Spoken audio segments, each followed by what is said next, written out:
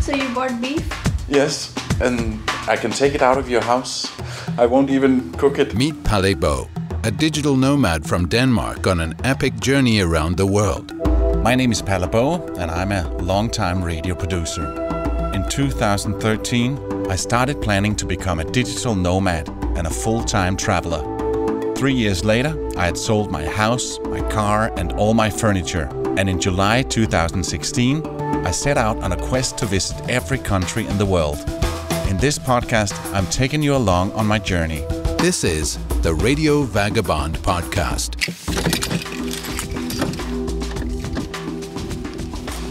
Hi. How are you? I'm good. A long drive. Yeah, so you came from downtown? I came from Nashville. It was a 310-mile drive from Steve's place in Nashville to my next couchsurfing host, Canty, in the outskirts of Indianapolis in Indiana. What a nice area. Thank you. I'm staying here 2 nights, and tomorrow I'm going exploring Indianapolis. Especially I want to go to the Motor Speedway to find out just how obsessed people are with race cars right here, where they do the world-famous Indy 500. How long was the drive from there? I started around 10 o'clock. And then I took some breaks along the way. And it was my plan to drive to Cincinnati, just to see that quickly and then here. But I decided that was too long a detour. So. A funny observation here in the U.S. is that most Americans, they don't really know where Denmark is. Well, some of them know that it's in the northern part of Europe, but a lot of them, they think that we're Holland or the Netherlands.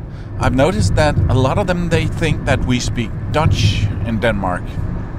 And in case you don't know, Dutch and Danish, which is the language we speak in Denmark, is very much not the same. Dutch sounds just as funny to us Danes as it does to all you English-speaking people. And I even met a guy that when I said I come from Denmark, he said, well, I haven't really been to Denmark, I've only been to Amsterdam. I went to Indianapolis Motor Speedway, which is a legendary place for race fans. I met up with Bernie, who works at the museum here and has a real passion for race cars. This is where they drive the Indy 500. Yes, this is the home of the Indianapolis 500. We just completed our 101st running of the 500 in May. Wow. So what kind of cars is it? These cars are specially built. It's called Indy Racing, IndyCar Racing. They're Indy cars. What makes them different? They're close to Formula One, but these is open wheel racing, which is so is Formula One. There's 2 choices of engines. There's a Honda and a Chevrolet engine. There's only one manufacturer of the chassis right now. Oh. So all the cars are pretty much alike and stuff. That's one manufacturer. That's different than many races. Yes. I mean, Formula One, you have various car builders, engine manufacturers or so. Here there's only 2 choices right now. They would like to get a 3rd or 4th engine someday. Yeah. So it comes really much down to the skills of the driver. They're real close. So it all boils down to the driver's the one that's got to perform. Okay. So it's not like the Chevy wins over the Honda every year. No, they're mixed in. You're listening to the Radio Vagabond podcast. Before we continue, I want to remind you that I have a Facebook page where I share a lot of thoughts, pictures, and videos. You'll find it by going to facebook.com/Palle Radio Vagabond. We're standing in the museum. What do you have here? I see some of the old cars as well. Well, in the room we're standing in right here, we're focusing on A.J. Foyt's career. This is an A.J. Foyt exhibit. He was a legend. He was a legend, a driver. He started in 35 consecutive Indianapolis 500s. That's a record that... How many? 35 years in a row. Wow. He started the race. So that is a record that probably will stand forever. Yeah. Because no one close to that now. And behind us here is a car, chassis, a tub of a car that was crashed on Elkhart Lake, Wisconsin. So we can sort of see the development of the cars. How old are the oldest and how new are the newest in here? He's the last driver to win in a front engine car, 1964. The next year they was all rear engine cars. There's something classic about those front engine cars. Oh, yeah. Besides having a museum here, they also do VIP trips to the track itself. And they have a tour they call Kiss the Bricks Tour. You stop at the Yard of Bricks and you get to kiss the bricks.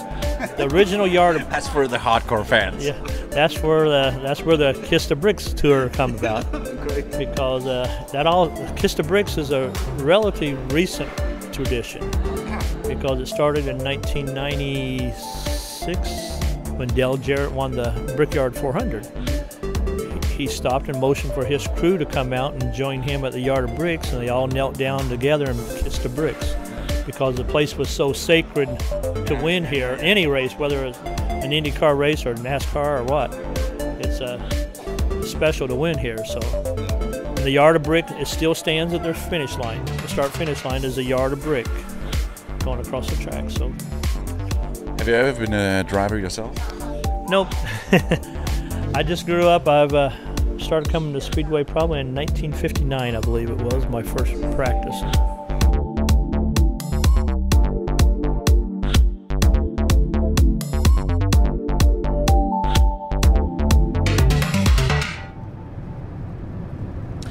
I'm back on the road. I left Indianapolis in Indiana, and my couchsurfing host, Kanti, an Indian girl, and she lives in a very beautiful area in the outskirts of Indiana in the northern part. And I spent 2 nights with Kanti as my couchsurfing host. The first night she made me some real traditional Indian food, which tasted absolutely great. And to show my appreciation, I said to her, why don't I cook you some typical Danish food tomorrow night? And she said, that would be nice. So yesterday I went shopping. I decided to make, we call it bøf med bløde løg. Repeat after me, bøf med bløde løg.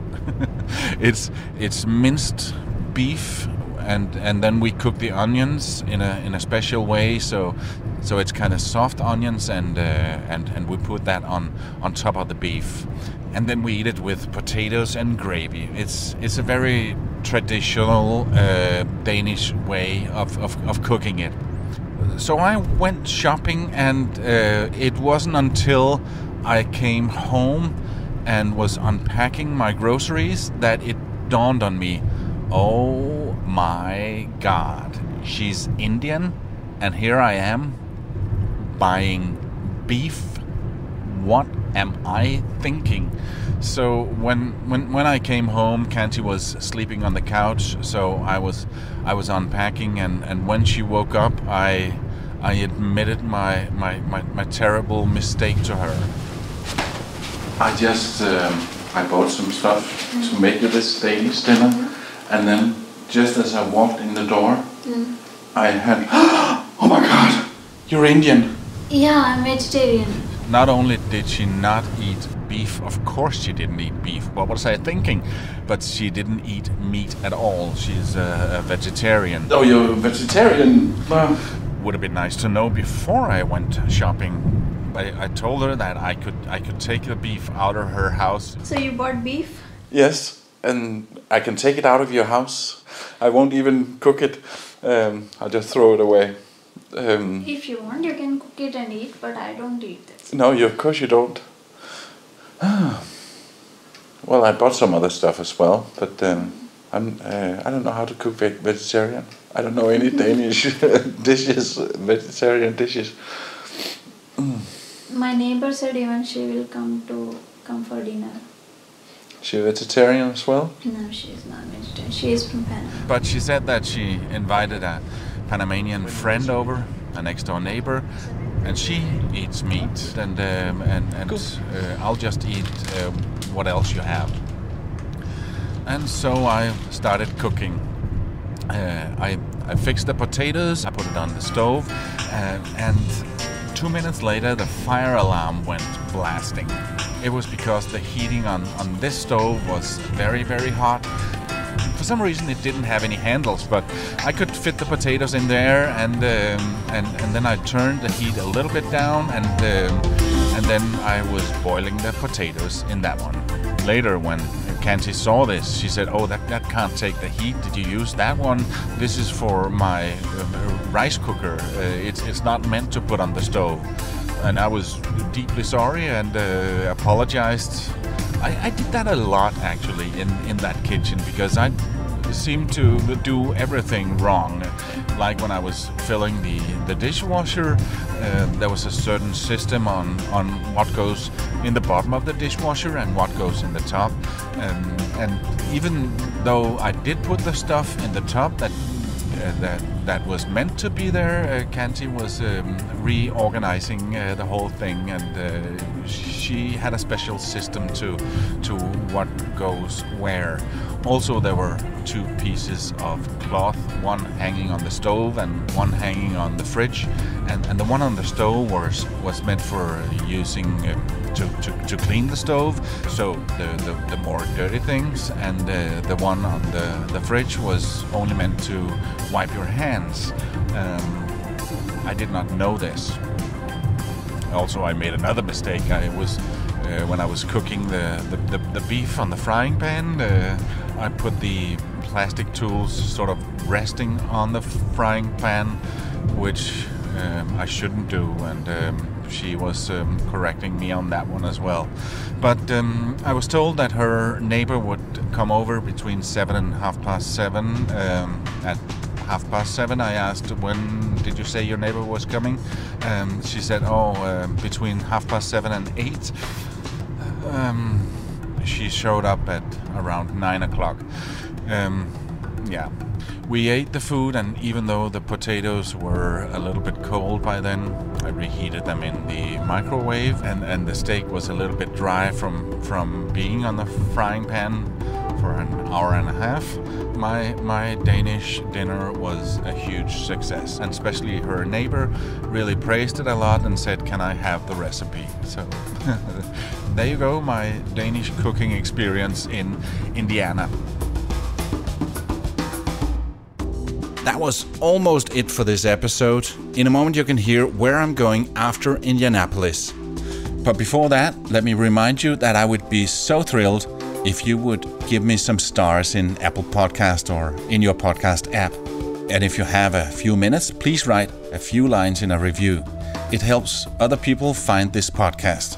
You can reach me on mail if you have any feedback or questions or tips for me on what to see and who to talk to when I get to a new destination. I promise that I'll answer any email I get on mail@theradiovagabond.com. You can follow me real time, where I am right now, on the official Facebook page, facebook.com/PalaRadioVagabond, and on Instagram and Twitter as Radio Vagabond. Find all these links at theradiovagabond.com, where you can also see a lot of pictures. For example, you can see me sitting in a race car, and then you'll find some pictures of my cooking. Now I'm heading towards Ohio. My final stop tonight will be in Toledo in the northern part of Ohio, but first I need to go to Amish country. I found a place called Walnut Creek. It's a bit of a drive today, but it's going to be exciting to get there. This episode is brought to you in part by Hotels25.com. Please use it and save time and money next time you need a hotel. It actually works.